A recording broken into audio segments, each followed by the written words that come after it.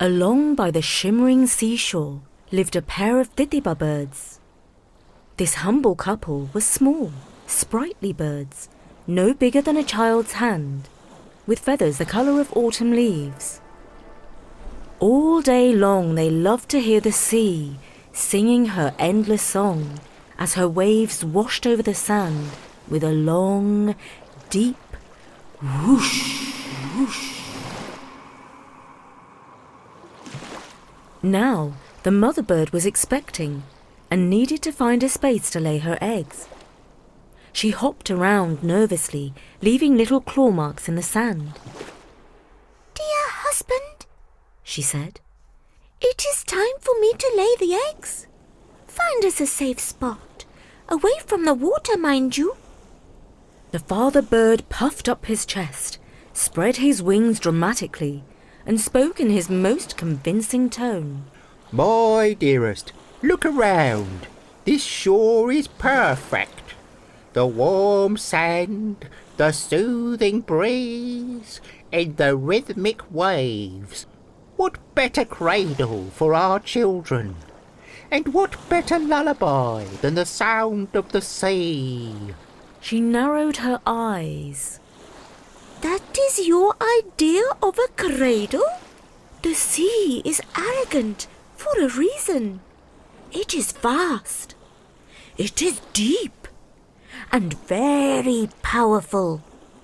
We small, humble creatures should know better than to challenge something so dangerous as the sea." Her husband's feathers ruffled at her words. "What are you saying, my dear? Do you truly believe that might is right?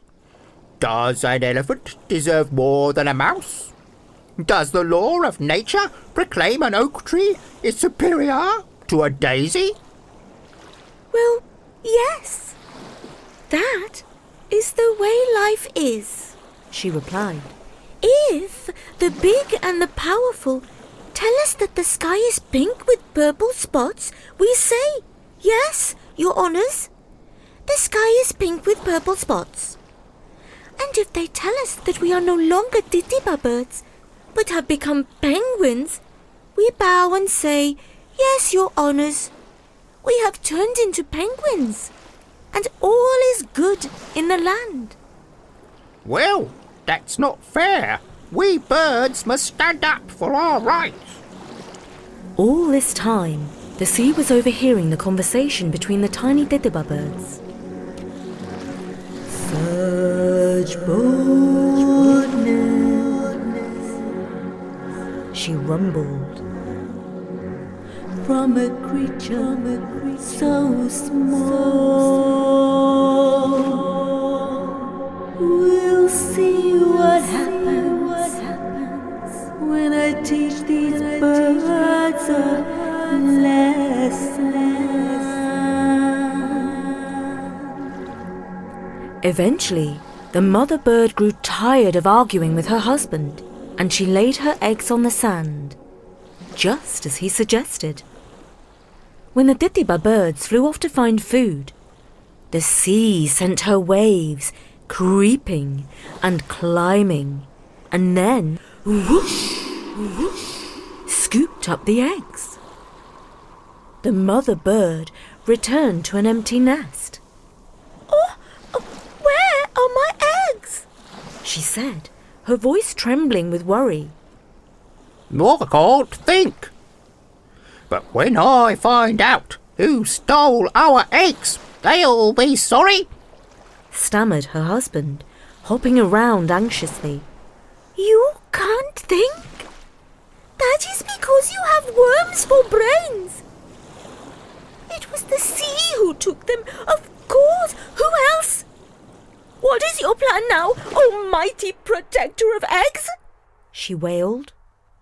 He pulled himself up to his full height, all 6 inches, and declared, "I will fight the sea. I will dry her up, one bigful at a time."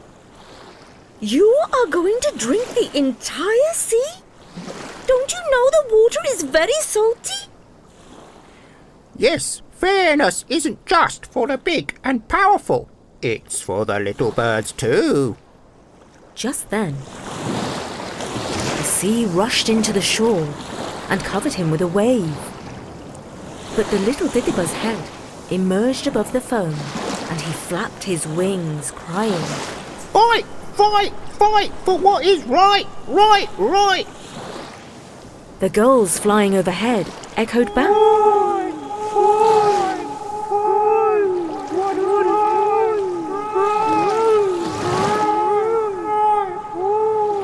The mother bird shook her head. Fine. If you're going to take on the sea, you'd better call all your friends. So he summoned the swan, the crane, the peacock, and every other bird he knew. They gathered on the shore, eyeing the vast sea. The peacock shook his head.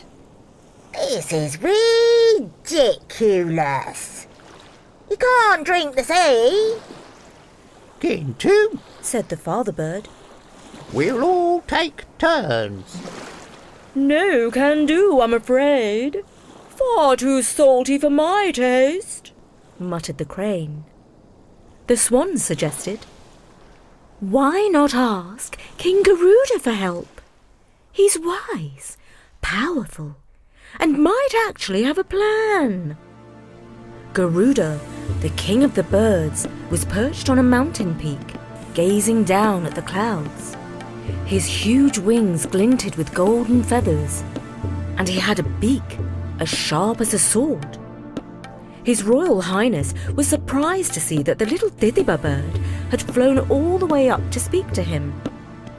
Why do you disturb me? He asked in a deep voice, rolling like thunder. The father bird fluttered forward. O King, the sea has stolen our eggs. She thinks she can do as she pleases just because she's big. But justice is for little birds too. We need your help.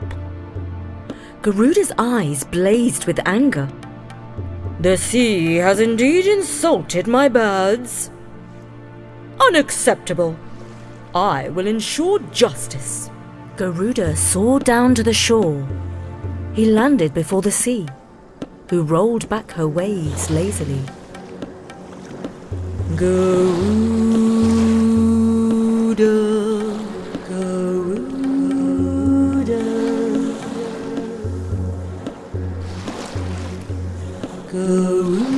Garuda. Why all this drama? Is this about those tiny little birds?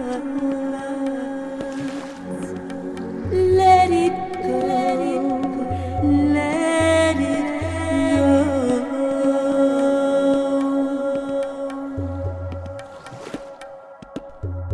You swallowed their eggs.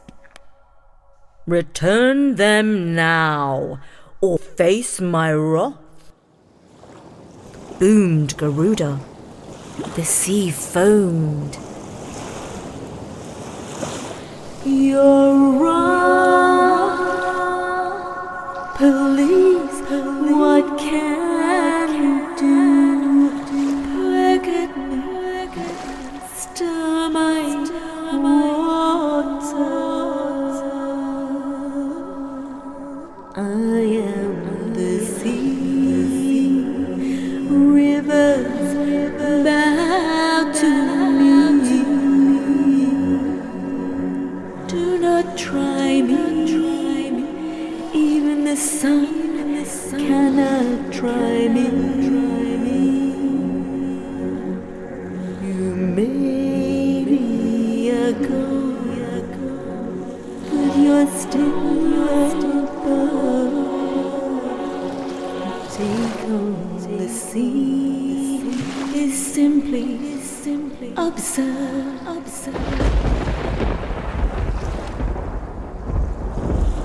Just then, a flash of light split the sky. Lord Vishnu descended, his 4 arms holding a conch, discus, mace, and most worryingly, a thunderbolt. Good morning, sea, said Vishnu. You, it seems, have stolen the eggs of my servant's servant. Return them at once. The sea rolled her waves in mock defiance. Oh, come now, Lord Vishnu. Surely you have better things to do. All this fuss over a few eggs. I am ferocious and cunning. I can be crashing waves and hurricanes soaring high, but not in vain. If you strike me with that thunderbolt, it won't be my fault. Chaos, flooded towns, wounded soldiers, ruined crops. Take caution what you dare, or life will not be fair. Vishnu raised the thunderbolt, and the sea quivered. You're right, of course. I don't want to cause chaos, but I will if I have to.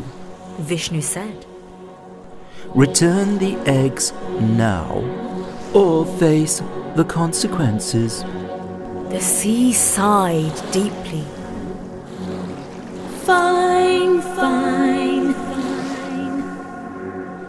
You win this time. I'll give back the eggs, though I say the sea does not forget. The eggs were returned to the delighted Didaba birds. The father bird fluffed his feathers proudly. See? Justice for the little birds too. The mother bird gave him a sideways look. You're lucky. Vishnu and Garuda agreed. Otherwise, you'd still be drinking the sea.